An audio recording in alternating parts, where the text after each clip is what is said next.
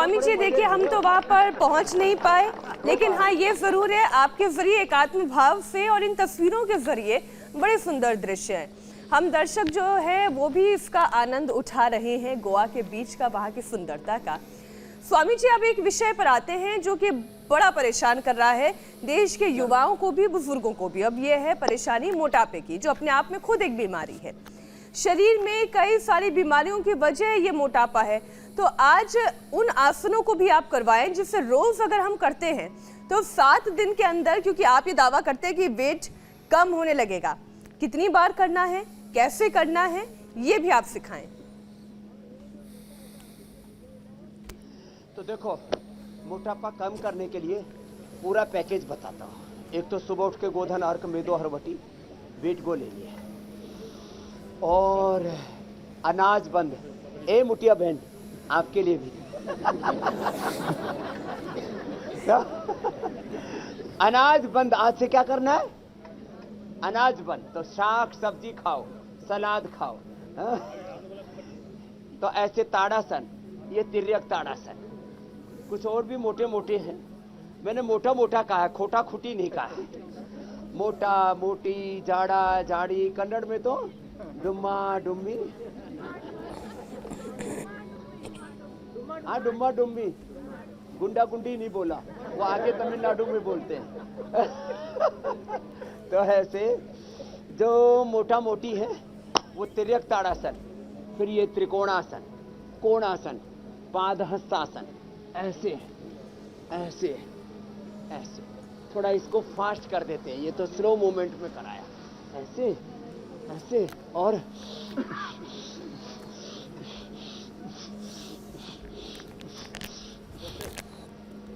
बैठे बैठे कपाल भाती करो।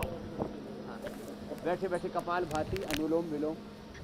कुछ तो यहाँ देख देख करके ही स्वस्थ हो रहे हैं। इतने सुंदर नजारे देख देख करके, भगवान की महिमा देख देख करके। विष्णु कर्माणि पश्यत यो तो व्रतानि पस्पसे इंद्रस्य युज्यासका यो माम पश्यति सर्वत्र ईशावास्यमिदं सर्वम खलु इदं ब्रह्म स्या राममय सब। ये तो योगिक जोगिंग के मैंने कहा कम से कम 2 पोज, सूर्य नमस्कार, और ये जो खड़े होकर के पोज बताए, ये सब तो वेट कम करने वाले हैं ही, फिर ये भी वेट कम करने वाले हैं। ऐसे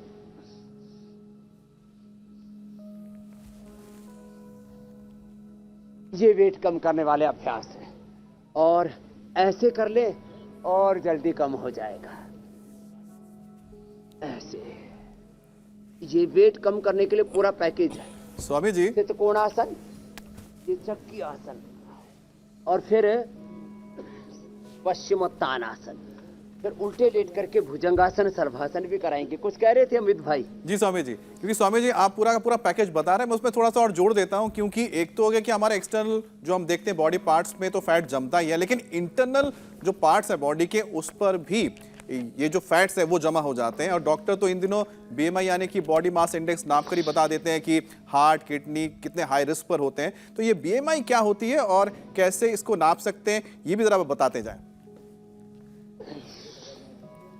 तो बीएमआई होती है कहां पर कितना वजन होना चाहिए। देखो, वैसे मुझे तो मॉडलिंग नहीं करनी, लेकिन देखो मेरी टांगों में, मेरे जंघाओं में इतना ये वजन होना चाहिए, इतना यहाँ, और एक एक मांसपेशी ऐसे दिखनी चाहिए, हाथों की, पैरों की, पेट की, पीठ की।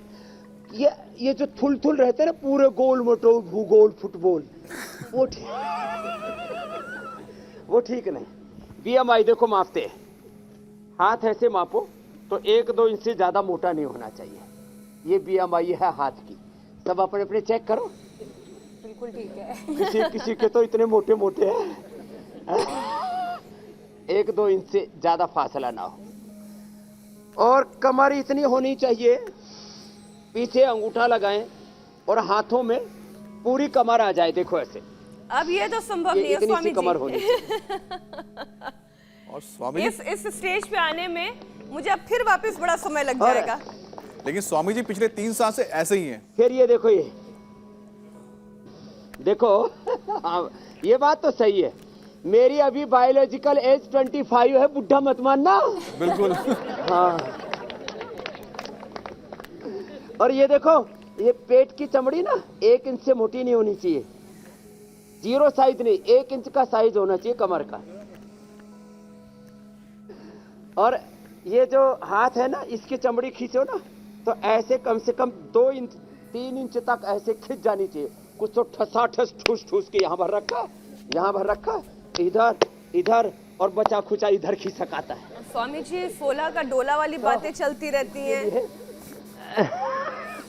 तो ये जो पूरे मोटा मोटी खोटा खोटी हो गए हैं, वो जब योगाभ्यास करेंगे तब हाथ पैर पेट पीठ कुल्ले सब साइज में रहेंगे, थाई बटक सिप्स। और उसके लिए किसी किसी का तो पेट एकदम मोटा इंडिया गेट की तरह दूर से ही दिखे।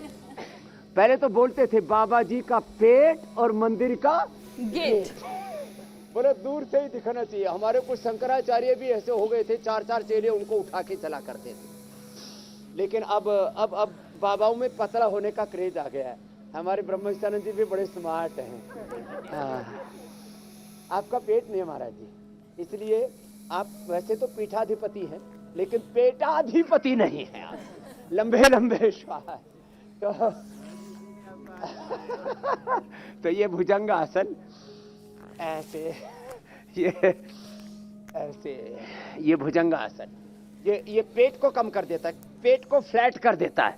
देखो पेट को फ्लैट करने के लिए ना बहुत जरूरी है। अच्छा बताओ, शिव जी का पेट मोटा है, पार्वती जी का, राम जी का, सीता जी का, और हनुमान जी का? हनुमान जी जैसा कोई बलवान है? जय हनुमान ज्ञान गुण सागर जय कपीसु, राम दूत अतुलित बल धामा अंजन पुत्र। अच्छा फिर बोले नहीं बाबा जी गणेश जी का तो, जब माता शिव जी और पार्वती दोनों पतले तो शिव गणेश जी मोटे कैसे हो सकते हैं? तुमने मोटा बनाया गणेश जी को। गणेश जी मोटे है ही नहीं तो गणेश जी मोटे है ही नहीं। तुमने जो है अपना पेट छुपाने के लिए गणेश जी के लगा दिया कि गणेश जी भी मोटे थे, मैं हूं, तो क्या दिक्कत है? तो जब अरे माता पिता दोनों ही स्मार्ट हैं आइडियल है, तो फिर देखो ये ऐसे भुजंगासन और ये सर्वासन, ये एकदम पेट को फ्लैट कर देता। किसी किसी को तो चिन भी डबल तैयार हो जाती है। तो ये भुजंगासन सर्वासन से सामने का वेट फ्लैट होगा। और फिर सीधे लेट करके देखो, ये ऐसे ऐसे। तो कर सके तो दोनों से करना।